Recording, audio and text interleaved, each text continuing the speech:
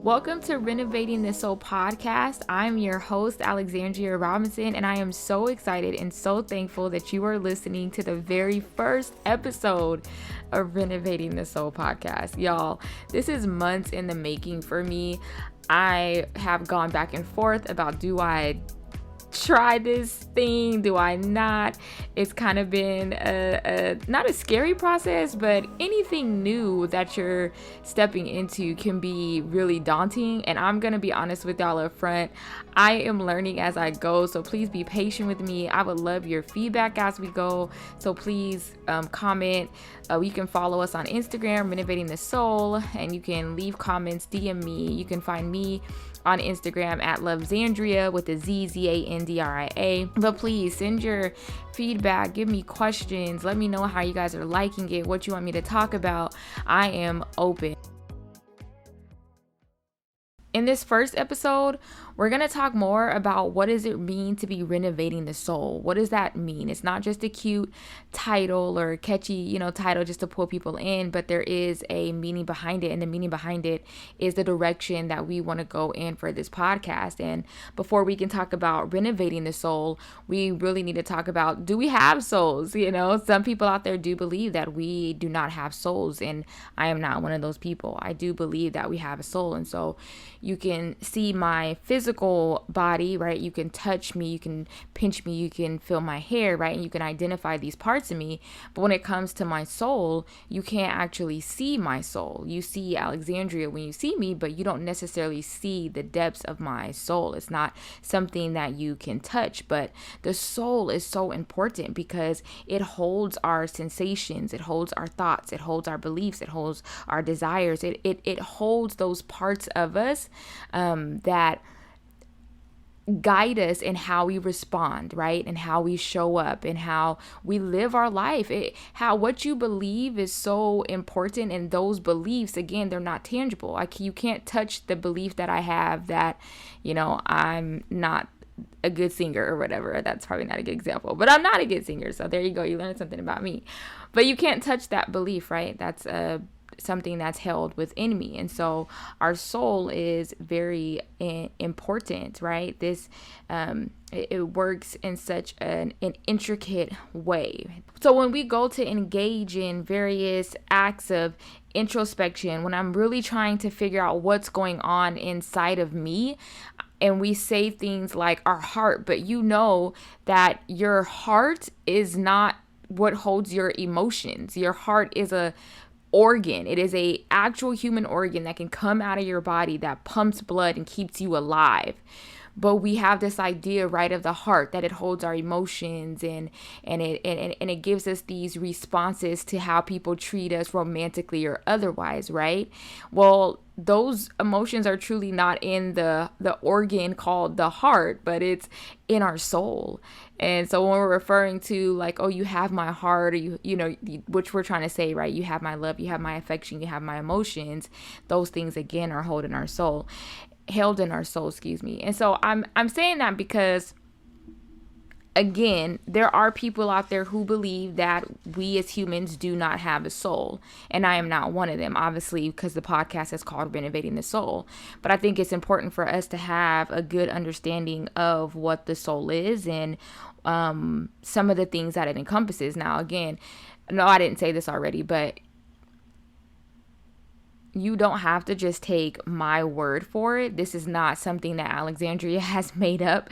There are studies on this, right? And so I'll put some links in the description box for you. But I think the first thing that I really wanted to start out talking about was, we do have a soul, right? And our soul holds our mind. Think about it. Our thoughts, right? You can't touch my thoughts, and again, we talk about the brain, but the brain has literal functions. And when you go to take out my brain, you are not touching my thoughts. I hope that makes sense. Like, you are not taking out my brain and touching my thoughts and my ideas and my imagination and my creativity.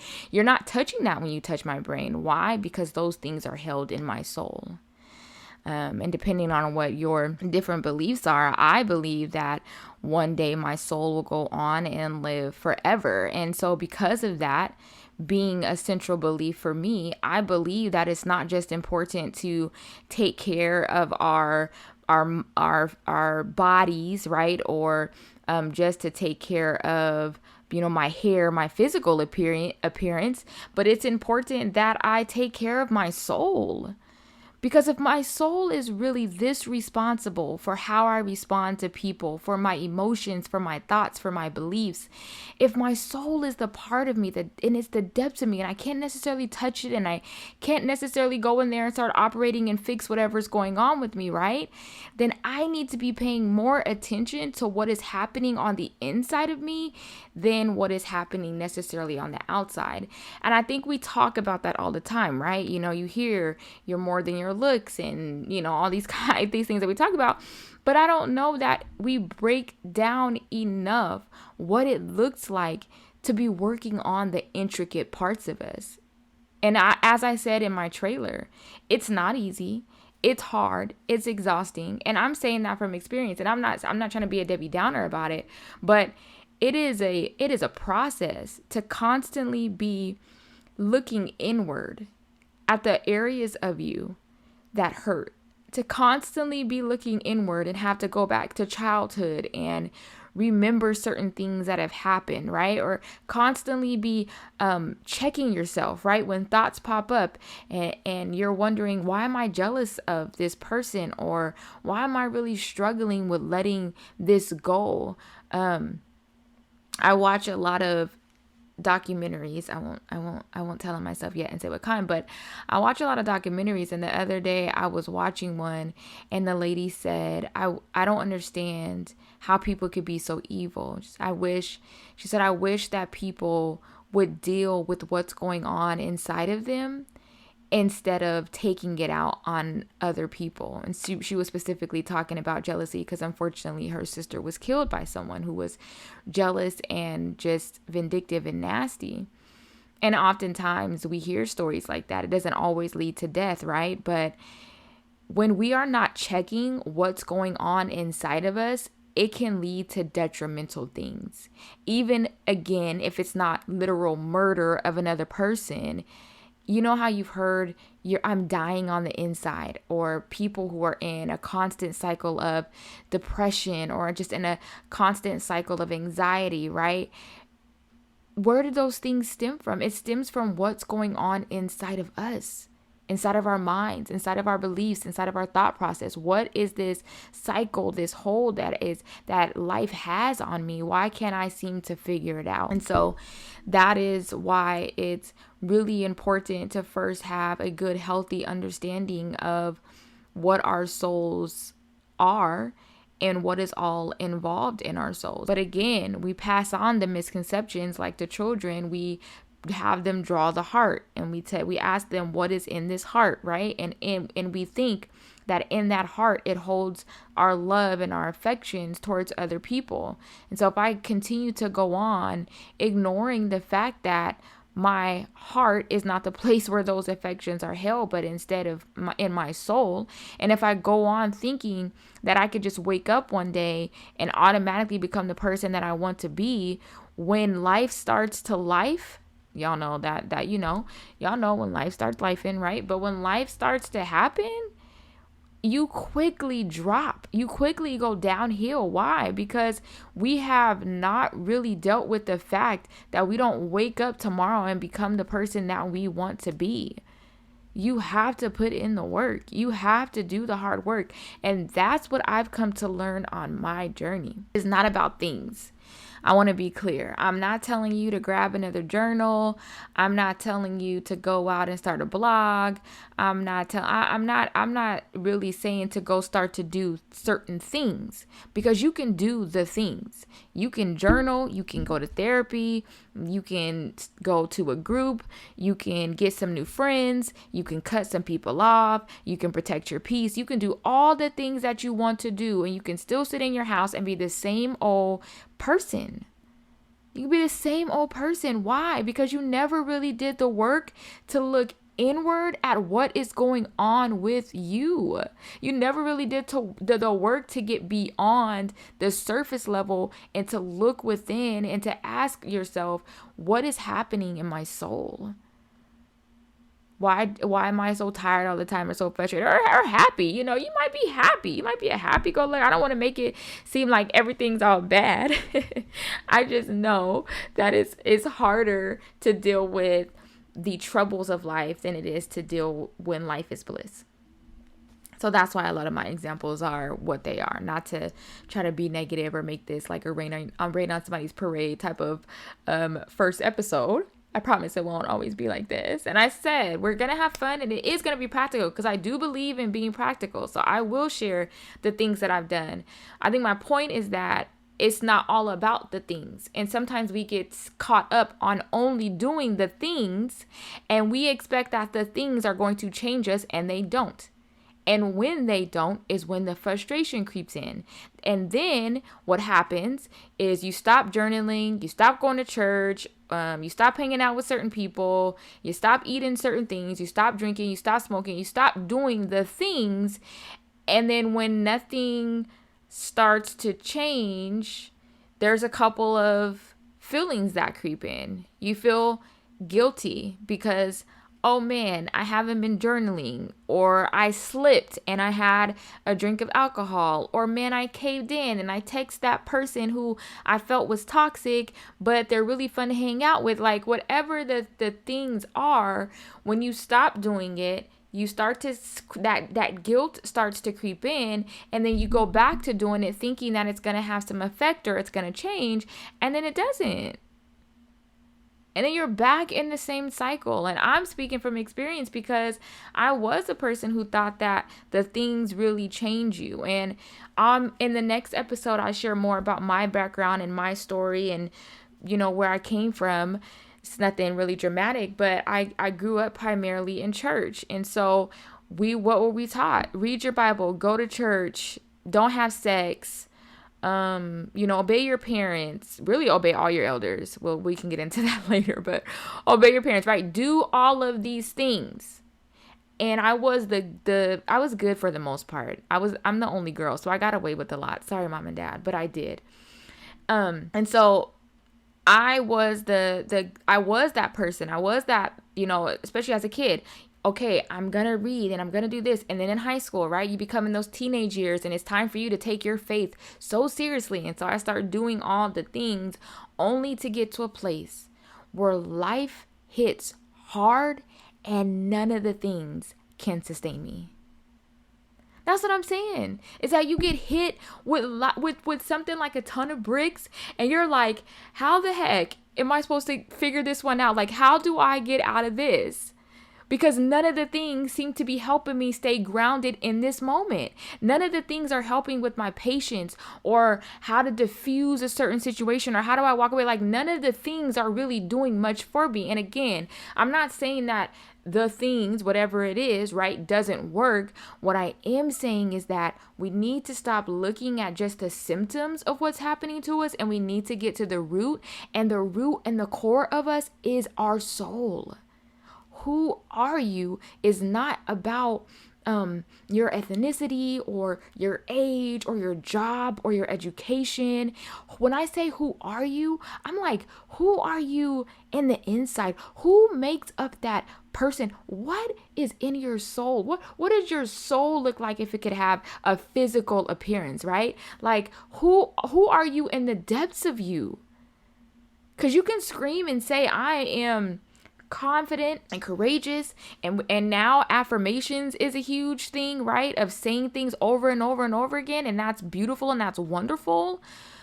But again, I could say that I am one thing all day, but because I'm not doing any introspective work and really looking at who I am right now or who I've been, I'm going to be on the same path because I'm not really looking inward at the soul to say, you know what, you're saying that you're a good friend, but really deep down inside, you struggle with opening up or whatever it is, right? Like, jealousy is a big one that people often do not recognize and do not admit that they are jealous in what it is. And so I've over the years been doing really hard work. I started this early on. I don't have a name for it. I don't know what really possessed me to start doing it.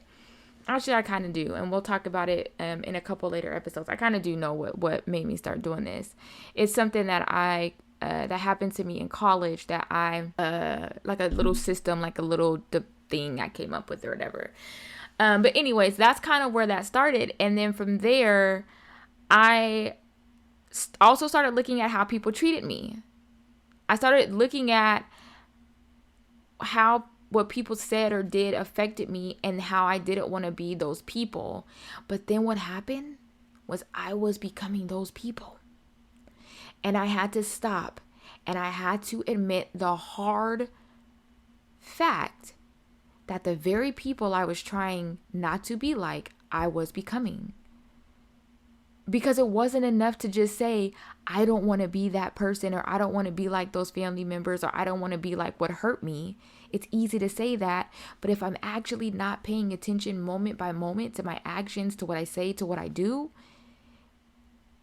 then you become what has happened to you. Because you start to repeat what you've seen and what's been done to you, because you're not teaching yourself, or you're not learning any other way to do it. I really hope this is making sense. You're not really expanding your mind, right? Or your soul, or your thoughts. You're staying in the same old thing, expecting for change, and change does not come from just doing the same thing. So, I know that was probably a lot, but that is what renovating the soul is about. That's one aspect of it. Really looking at our souls, right? And understanding how important our souls are to our lives. That we can't keep blaming the job and the people and the family members and the kids and mom life and dad life and boy life and girl life. We can't go on and keep blaming all the systems and everybody else and playing the victim. You realize that once you start doing the work of looking inward and really trying to renovate that soul, once you start to actually do that work, it becomes hard to blame other people for your problems. It really does. Because you've already started looking at yourself and going, okay, this is how I talk to myself. I'd be like, okay, girl, you're mad. Why are you mad? Okay, I am married. I've been married for 6 years. I'm married to my high school sweetheart. And again, and you guys gotta listen to the next episode to hear a little more about me. But he's the first person that I take a lot of my frustrations out on. And I don't always recognize it, or I don't always admit it first. He'll be the one to say, hey, you're being kind of rude, like, or hey, what's wrong with you? And then I'll say nothing to him, right? I'll be like, nothing. But then I have to ask myself, okay, no, something is wrong. What is it? What is wrong? And then I start to identify, I'm either mad about something that maybe he did that I just have unspoken within me, or I'm frustrated about something in my own life. And honestly, 8 times out of 10, it's something going on with me that I'm taking out on him. And that's what keeps happening in our entire world. I'm sure you know exactly what I'm talking about, because people constantly project their feelings, their emotions, their frustrations onto you or someone else, or their kids, their pets, they're on social media. Look how many people project on social media in the comments, right? Why do people come back to people and say, wow, you must be really unhappy with your life? Why is that a saying to people? Because you have to be, I don't want to say you have to be, but a lot of times people are so frustrated within that they don't, and when they're not identifying it, they have no other choice but to take it out. That misery, that loneliness has no choice but to start to seep out. And that's what I did not want to be. I did not want to be someone's misery. I did not, and I do not want to be the thing that hurts people because I'm not recognizing what is happening within me. I didn't want to go walking around life, leaving a trail of pain and hurt and frustration on other people because I haven't dealt with Alexandria. Now, this is not saying that I am perfect. This is not an act of trying to be perfect, because we are never going to be perfect and we're not going to get it right, right? But it is to say, I do believe that you can lead a healthier life. I can't stake. Now you guys will learn this about me too. I can't promise you all anything. I can't promise you all anything, and I won't. That's just me. I don't like to promise people things, right? Because you just never know what can happen in life. But I do believe, from seeing the things that I have done and seeing the people that really practice this, that you can lead a healthier life. It may not and does not guarantee that you'll be happy all the time. I don't know your financial situation. I don't know, what life has thrown at you. So I can't guarantee that it will make you happy, but it will make you healthy. And I know that when you are healthy, when you feel healthy on the inside, that does affect your emotions and how you see life and your perspective a day to day, right? So I'm so excited to be bringing what I hope to be fresh and what I hope to be just a little more intentional than what is out there, and what I hope to challenge you. I've always been a challenger. I've always been, not the car. Okay. I felt like that was a moment where somebody laughed like, oh, she the car. But no, like, I feel like I've always been that challenger where I've pushed people, right? And I don't want to say, sometimes I do project when I'm learning something new. I want people to learn it too, because I'm seeing how much it has changed my life.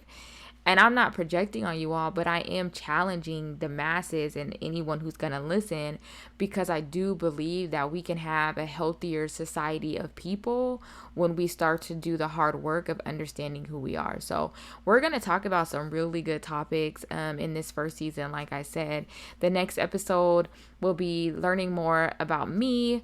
Later on, we are going to talk about, being the victim. We're going to talk about how to grieve relationships, right? That's a hard part of what shapes us, right? Like, it's a hard part of what shapes us. So those are just a few things that we're going to talk about, but I'm really excited to be on this journey with you all. And one of the last pieces that I wanted to talk about, which is kind of obvious in itself, but I still love the play on the word. So I do want to end our time talking about the renovation piece of it, because I do believe that there are tools out there. There are practical things that you can do, like I said, and I will be providing you resources so that you don't think I'm just making all of this stuff up. And I'll be sure to let you all know, what resources I'm using, what books I've read. And again, ask me questions, any follow-up, I will respond back to you. I'll address it in, another podcast if I need to. But I really want to make sure that it's as practical and resourceful for you all as it can be. So I will be doing that. But the last part that I want to talk about was like the renovating part, the fun part of it all, right? And so I do watch a lot of HGTV shows, but I actually heard this in something my husband was saying, where he said we should be renovating the soul. And I loved that. He wrote this paper where he said it in there too. And I just loved that idea, because I think right now there's a heavy emphasis on like tearing apart and trying to destroy. And I've tried to do that too. I've tried to just be like, I'm going to just throw that idea away and I'm going to just get rid of those people. And it doesn't work. It does not work. But what I realized is I can't change my childhood. I can't change my past. I can't change how people have hurt me. I can't even change how I've hurt other people. Okay, so let's not act like we're like, again, I'm not a victim. I have hurt people. I've done things that I regret, right? But I can't change some of those things. Now, it doesn't mean that you can apologize. Again, we'll talk about accountability later. I want to be clear. But certain things, right, that have been handed to me, that have been done, I cannot change. I cannot, unfortunately, repair them. I can't unforget them. There's no machine that's going to make me unforget. Is unforget a word? Y'all are going to learn. I make a word sometimes. But I cannot go back and erase, right, memories and things that have happened. There's no machine for that, to my knowledge. However, what I can do is take what has happened to me and build from there. And that's the whole idea, right, of the renovation process. When you are renovating a house, or a space, right? Doesn't have to be a house, but when you are renovating something, you are repairing it and improving it, right?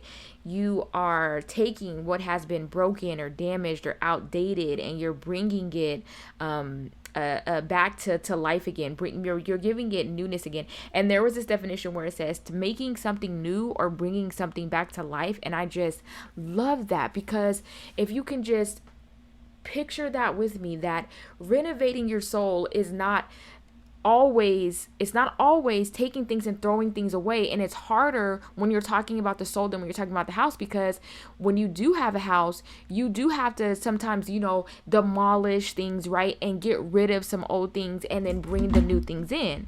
But then there are other times where, if you watch a lot of HGTV like I do, that could be a tongue twister. But if you watch a lot of HGTV like I do, then sometimes they keep what's already in there, and again, they'll paint it, they'll give it new handles, right? Or they'll take the carpet up and they'll leave the floors that were already there and just buffer them. And so when we're talking about renovating our soul, we're not talking about, just demolishing and getting rid of everything, because that's almost an impossible task when it comes to our memories, again, our experiences, our emotions. You can't just rip them up and throw them away like you can a piece of paper. But what we can do is we can look at the areas of our lives, and we can work on improving by constantly learning and growing, right? By constantly, consistently, intentionally learning and growing. Your soul is not going to be revived or renovated by just sitting and being in the same old space doing the same old thing, right? It takes work. And just like a renovation, it takes hard work, sweat, blood, tears. I'm not saying y'all got to do all that, but you get what I'm saying. It's like, well, I hope you get what I'm saying, is that it is going to take work. And a lot of times we do not want to do the work. We want to run away. We want to do what's easy. We want to blame other people. We want to do the hour therapy session and then leave therapy and never look at what's going on, or just do the one task that's assigned to us from therapy, but not go any deeper. When do you take your life in your hands and say, you know what? I've had enough. I want to be this person, and I know that I cannot become that person by just sleeping and waking up, that I have to take life by the handles, and I have the power to be able to start renovating my soul. It's just such a beautiful idea when you can look at life and say, I don't have to just lay here and let things happen to me, but that I can be a responsible and active participant in my life, and I can do the work to have a healthy soul. I hope y'all can hear my passion for this topic. I really think it's going to be a wonderful journey if you just stick around, and I am so excited again to be welcoming y'all to Renovating the Soul podcast. And I just encourage you guys, again, if you have any questions for me, if you have any topics you want me to talk about, if you have any follow-up questions from this episode, please let me know. But y'all, we are doing the work. We are doing the work no matter how hard it is, and we are doing the work to really for a healthy soul. So thank you all for tuning in to this first episode. I hope you enjoyed it. I hope you got something out of it, and I hope you will stay on this journey with me as we are renovating our souls. Until next time.